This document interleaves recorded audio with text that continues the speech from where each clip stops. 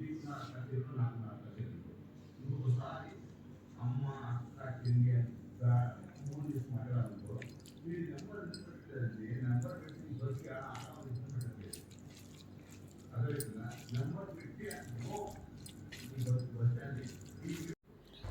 Friends, welcome back to smart Rajeshwari kitchen. ఎలా ఉన్నారు friends? అందరూ బాగున్నారా?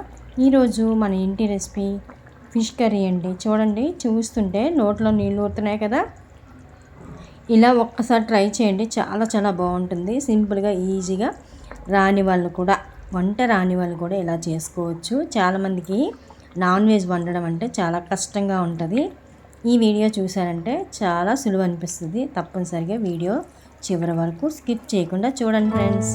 అలాగే మీకు నచ్చినట్టయితే ఒక లైక్ చేయండి. అలాగే సబ్స్క్రైబ్ చేసుకుని బెల్ సింబల్ నొక్కండి. ఆల్ అని వస్తుంది. నేను ఏ వీడియో పెట్టినా ముందుగా మీకే నోటిఫికేషన్ వస్తుంది. ఇప్పుడు వీడియోలోకి వెళ్ళిపోదామా? రండి.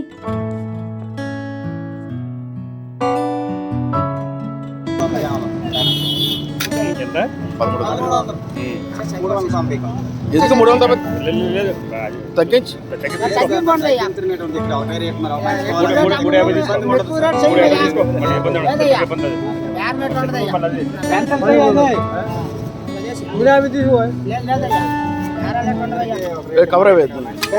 కవర్ అయిపోతుంది. రోజు అమ్ముతాను ఇక్కడ.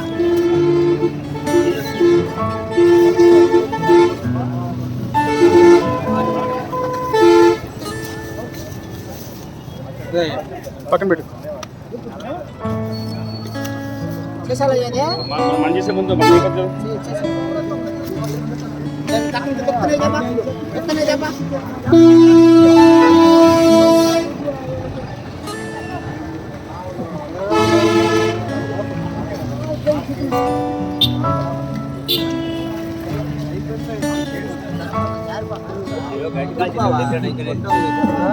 గట్టి ఎవరు చెప్పాడు?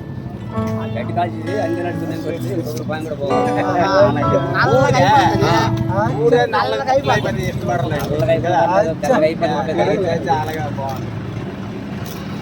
ఏటి ఎంత ఎక్కువ కదా అసలు వస్తుండే అది అయితే మొత్తం గంట ఎంత తిన్నప్పుడు మాట్లాడుతుంది.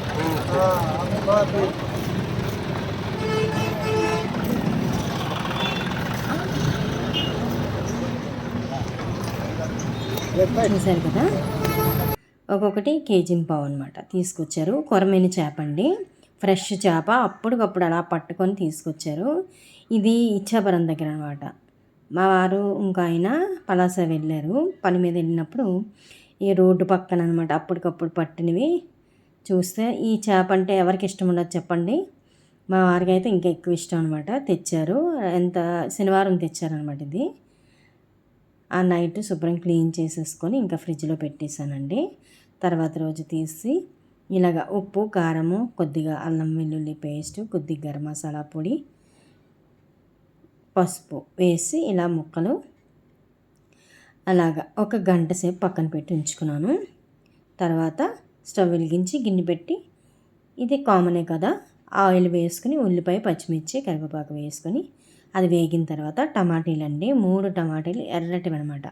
మిక్సీలో వేసుకున్నా పర్వాలేదు, లేదంటే ముక్కలు చిన్న చిన్న ముక్కలు కట్ చేసి చేతితోటి మెదుపుకుంటే సరిపోతుంది, మెత్తగా అయిపోతాయి. తర్వాత పెద్ద నిమ్మకాయ సైజ్ అంతా చింతపండు తీసి నానబెట్టుకోవాలి. ఈ చేపలకి కొద్దిగా పుల్లగా ఉంటేనే బాగుంటుందండి, మామిడికాయ వేసి చేసుకుంటే ఇంకా బాగుంటుంది. తర్వాత మనకి ఉల్లిపాయ వేగిన తర్వాత టమాటీ వేసాం. టమాటీ వేసిన తర్వాత టమాటీలు మెత్తగా మగ్గాయి కదా, ఇప్పుడు ఇందులో గరం మసాలా వేసుకోవాలండి.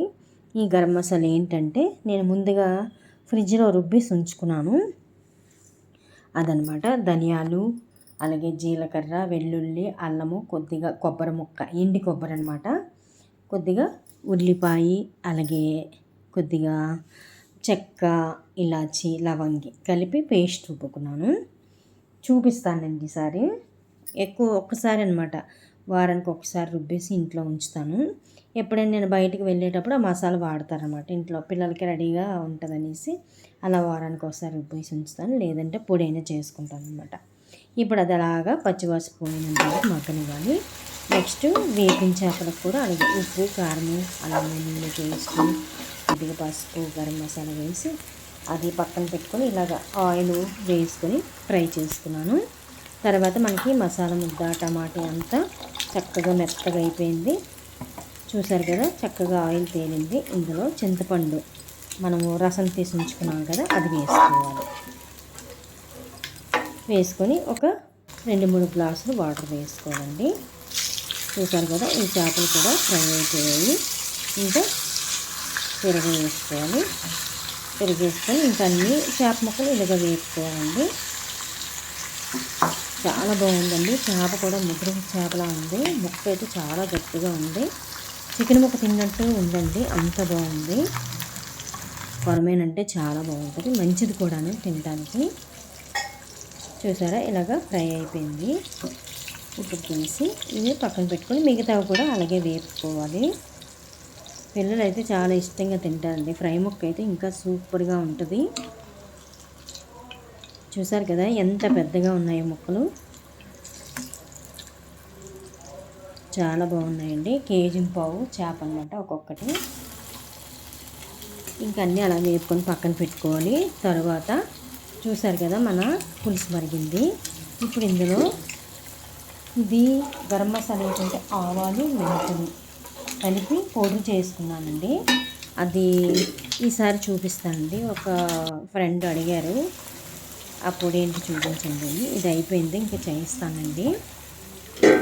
ఇప్పుడు ఆ పొడి వేసి కాస్త మరగనిచ్చాక మన చేప ముక్కలు ఉప్పు కారం ఇవన్నీ మసాలాలు వేసి పక్కన పెట్టుకున్నాం కదా, అవి వేసుకోవాలి. ముక్కలు చూడండి ఎంత బాగున్నాయో. చేప ముక్కలు గట్టిగా చాలా బాగున్నాయండి.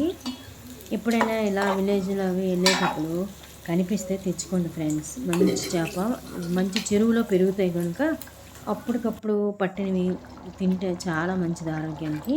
మనకి ఇటు సైడ్ అయితే కాలువల్లో ఉంటాయి, అక్కడైతే చెరువుల్లో ఉంటాయండి. మంచి పోషకాలు ఉంటాయి. చూసారు కదా, ఇంకా అలా వేసుకొని నేను 2-3 గ్లాసులు వాటర్ వేసుకున్నాను.